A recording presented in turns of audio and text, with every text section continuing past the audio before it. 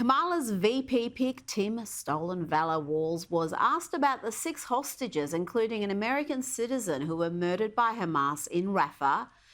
This was his response. What's your reaction to the 6 hostages being found in Gaza? Thanks, everybody. More interested in his milkshake. We can't have that melting, can we?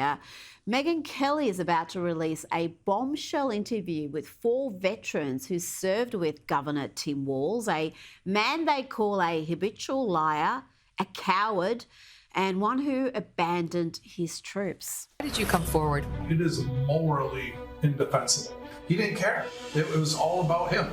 He's a military impersonator. I don't understand how he could do it morally, or you got absolutely no integrity.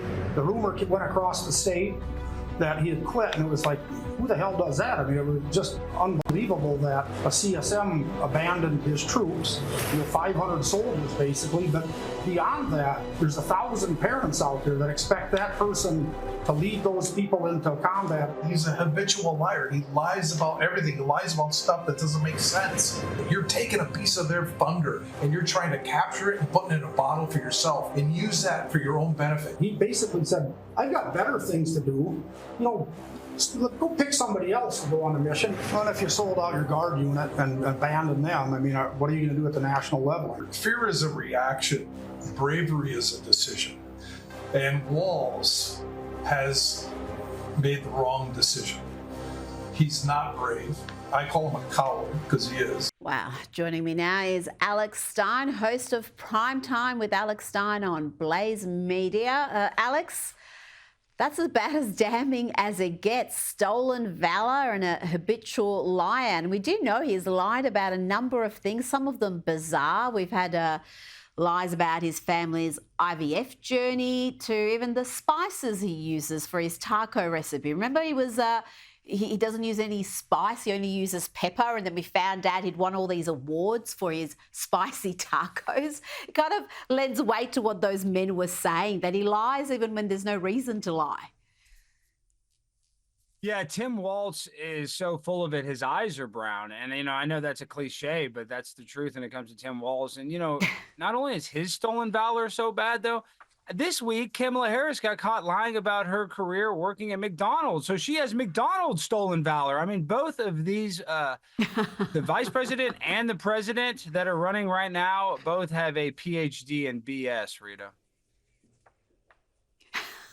But this issue of stolen valor in particular, I mean, it's one thing to lie about your taco recipes and your wife's IVF journey and your record as governor, but stolen valor, that crosses a line for people where they say even a politician should not be fibbing about that.